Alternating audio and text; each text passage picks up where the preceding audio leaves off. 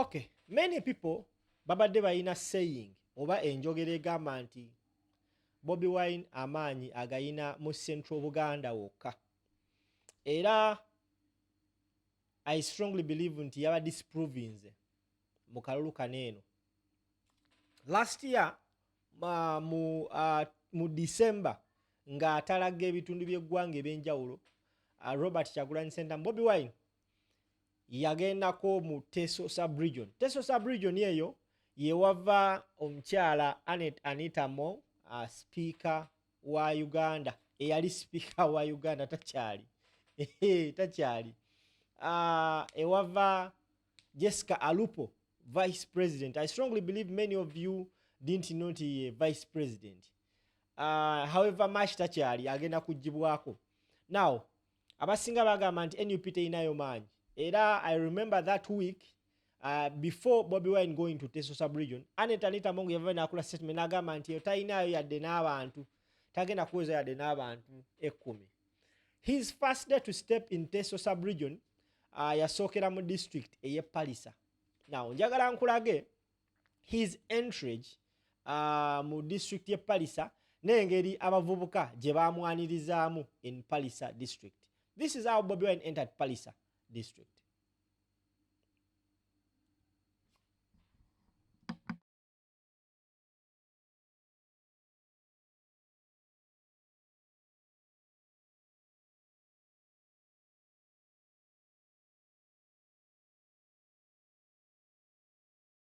All right, now that is exactly how he entered Palisa.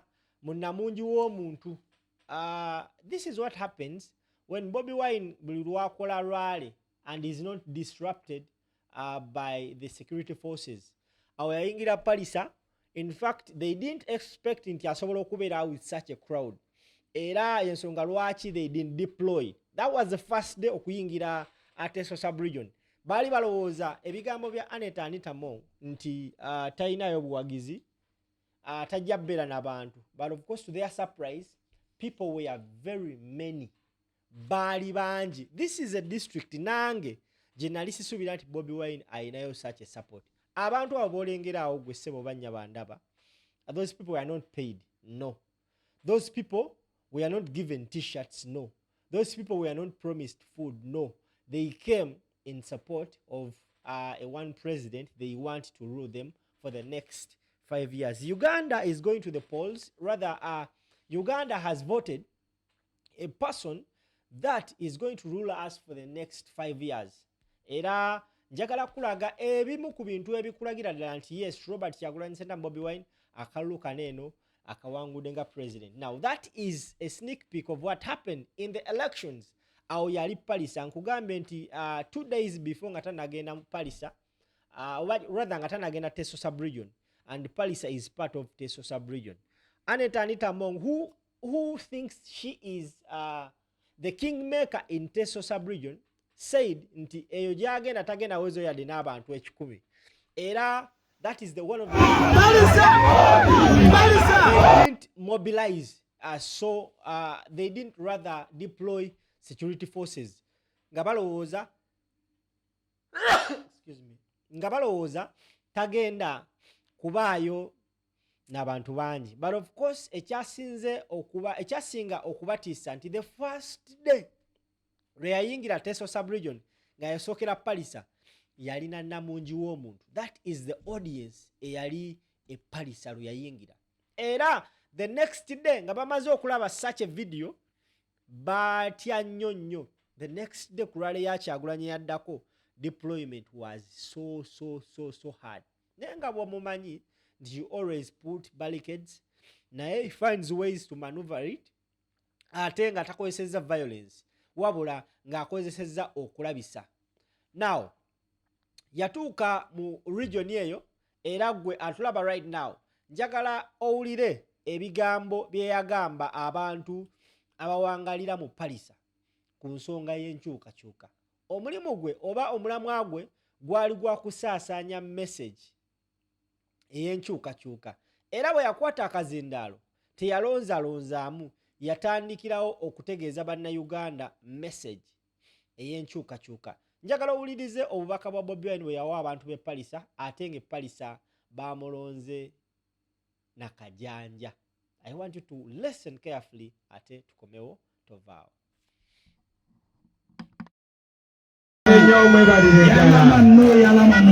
Now today I want to talk about only two things. Is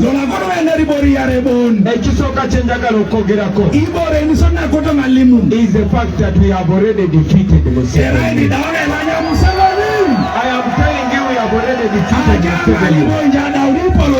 Look here. Majority 99% of the people here,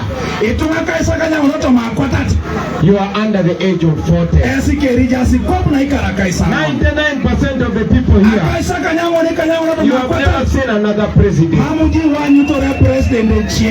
You don't know what it means to be free. And that is the message that I bring to you. But now that we are in Palisa, let me say this. I am very happy to be here and meet you people. If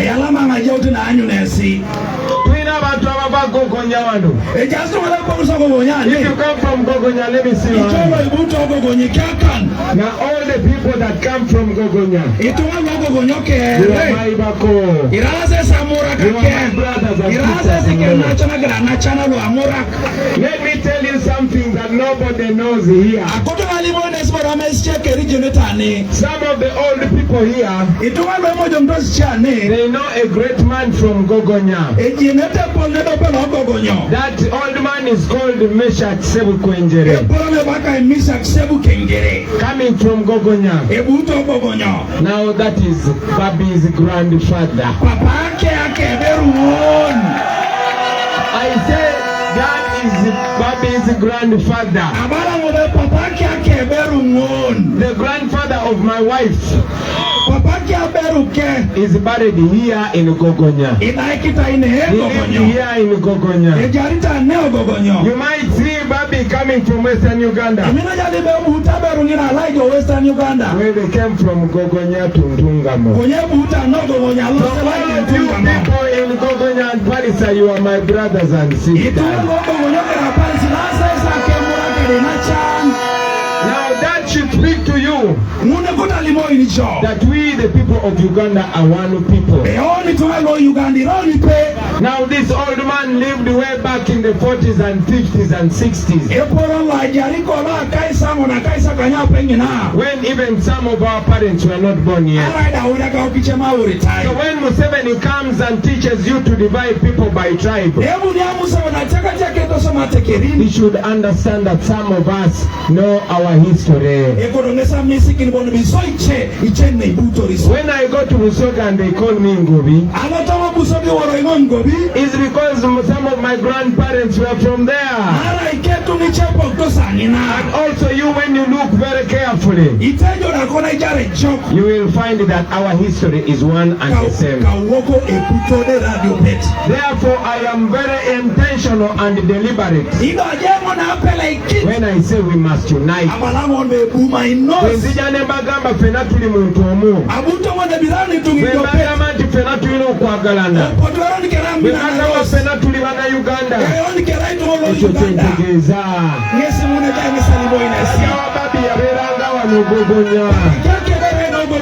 Babi bamuzika wano Gogonya. Era bwe munalaba Babi ng'ayitamu n'amabala Babi ng'ayitamu mpola mpola. Oyo sista wammwe. Kati bwe muli bakodomi bange. Nze nyuma okubawa enkoko. Wadde mumpe enkoko. Nze nyina okubawa enkoko. Now the people of Palisa, I am telling you this. This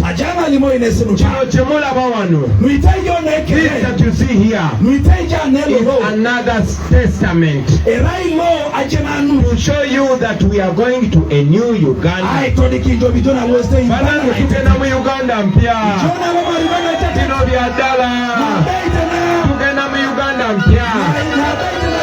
I want to ask you that we have a mission, especially you, the youth of Palisa. We have to translate this support into victory. Ekona yulaki na jautene arauna itelekar. Buno buwagizi njagala tubufule obuwanguzi. Enamba okere jula isorauna itelekar. Because that is the only way we are going to go to a new Uganda. Are pone ngoni lo maroni Uganda na itetet. What you see here Nuitaijane is what is happening all over the country. Yesi soma sakop no Uganda. Chemula bawano. Mami taine. Chechiri mu Uganda yona.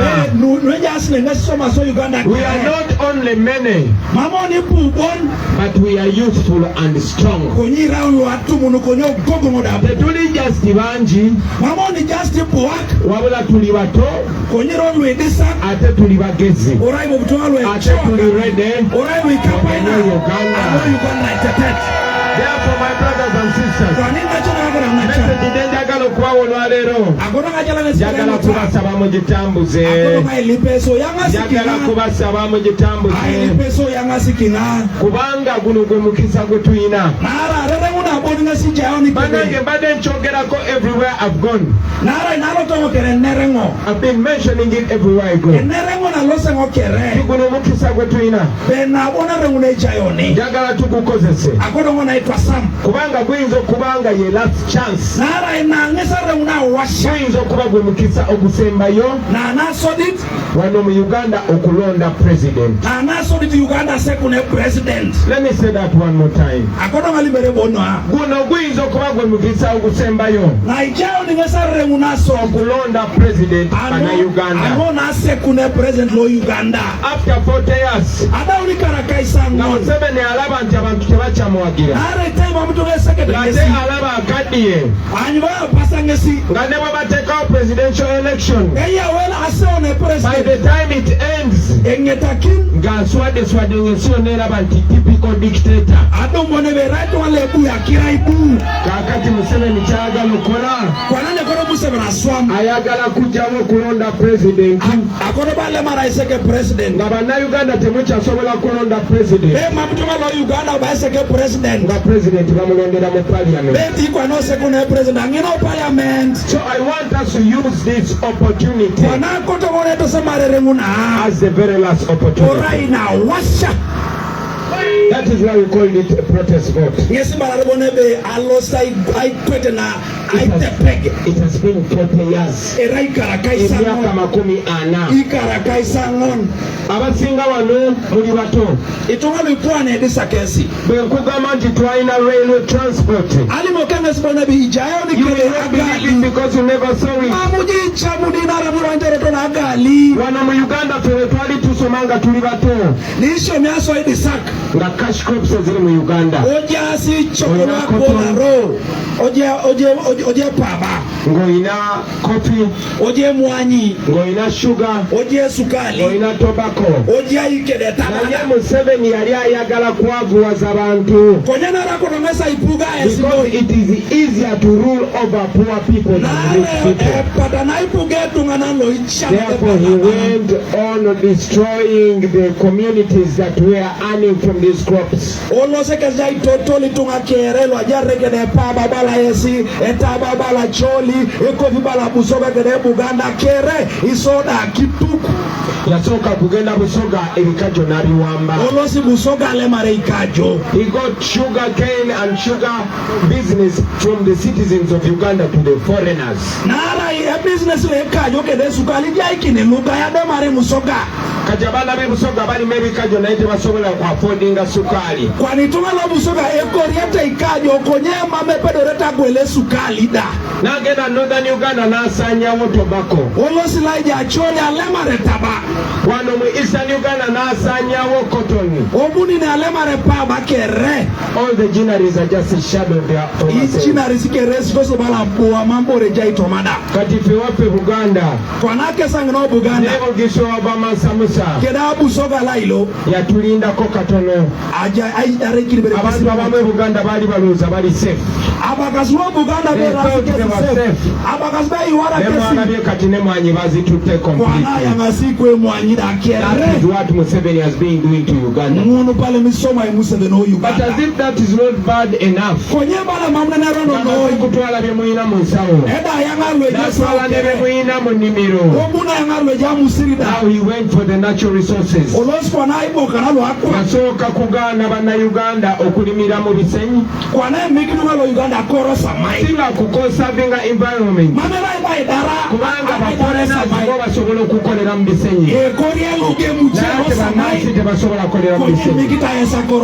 Kaakati n'ennyanja bagiwamba. Taken over the land. Era mbagamba, as soon as you make me your president, executive order number 1 agenda okusooka. Ekiragiro kigenda okusooka. Kigenda kubeera kyakugoba amagye ku nnyanja. Kimanyi ssaawa zino amagye gabajjako ne ssente okozesa ennyanja ate ennyanja nga yammwe. Mwalabye wano omukazi w'amagye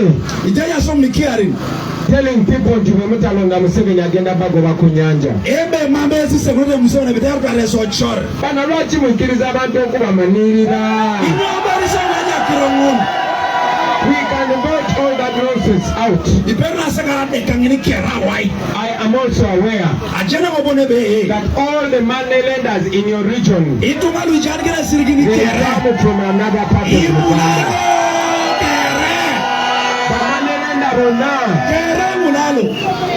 Baba mu area yemu bonna bafaanagana kwegamba Museveni akola modern day colonialism. Bajja wano baagala kubafuula baslaves.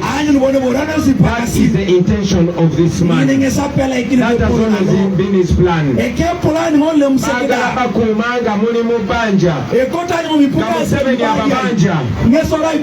That way you will worship him forever. So I come to you, brothers and sisters. We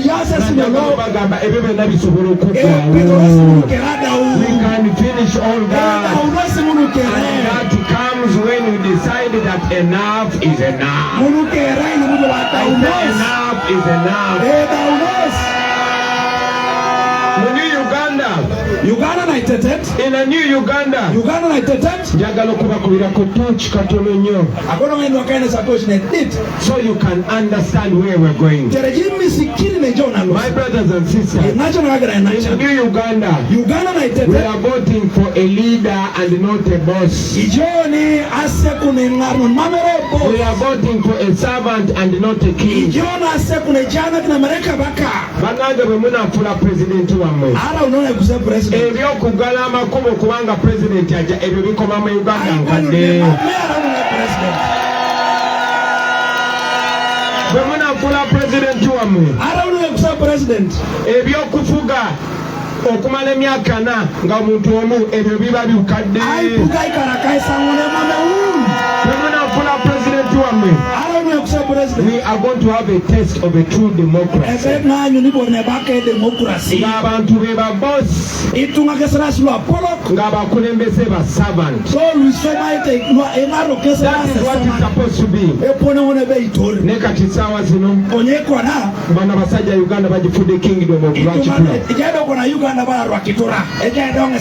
Nga Museveni ye president, mutabani we yakulira amagye, mukazi we ye minisita wa education wadde teyasoma.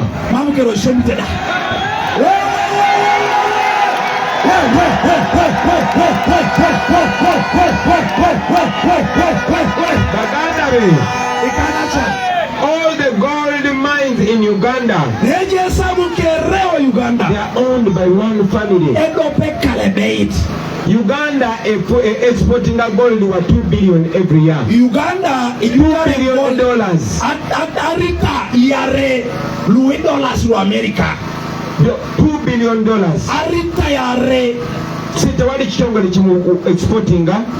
biya go beres mamele ba sumunga isuma on kwa wabula family ya Museveni ora ke kale ngese ja ipuga na ye gold jaba ekasanda konye sabu lelo muno kasanda in the whole district there is no tarmac road lelo district kere mama kola sora ine je gold ne wano nchimanyi bulungi nnyo ara idane ya jena gogonya wali amafuta ejakine te gogonya moina natural resources wano ejasimboka nani na ezo nazo na Museveni azirabanga personal wealth konye kere itai Museveni bala luke banani jagala babulira akono bali moinesi in the new Uganda na iteted ebyo byobugagala eggwanga byonna iboro ngulu epoke kere ejasi aingarai no nikedi tongalo Uganda is rich but Ugandans are poor.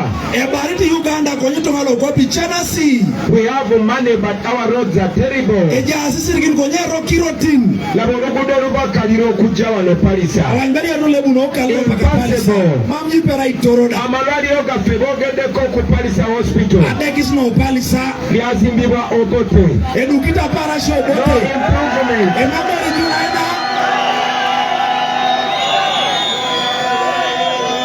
Obote yafuga Uganda for only 10 years. Obote pugara Uganda ikarto monobon Amini yafuga Uganda for only 8 years. amini karika nyauni bon Na ye development yona gyetuenjoyinga amasomero n'amalwaliro byazimbibwa Obote na Amini. konye iboro ejasi kera Obote kero mine dukita Museveni abadde atunyaga bunyazi. ikaraka isango na rajasta yataya de mabori We samat can change that. ipedo na jola ngunu kere We can invest in our infrastructure. nisirigina duketawo We can invest in our schools and pedo hospitals. nisirigina somero ikara dekisawo Babagamba mu New Uganda tuna program ya creating about 10 million jobs and that is possible. ibala bone be Uganda likona dumu nasyo msine imilioni ni tomonde pedo rose Laba abavubuka abato bonna tebalina mirimu. mwamberi yatumuna galukere mama Abasome n'abatasome tebalina mirimu. weso ndeska lemeso na maswa Naye bwe tutandika zi projects nga zikolebwa gavumenti ya wano, konyikola gani programs tomapuga nane focusing on making our young people busy,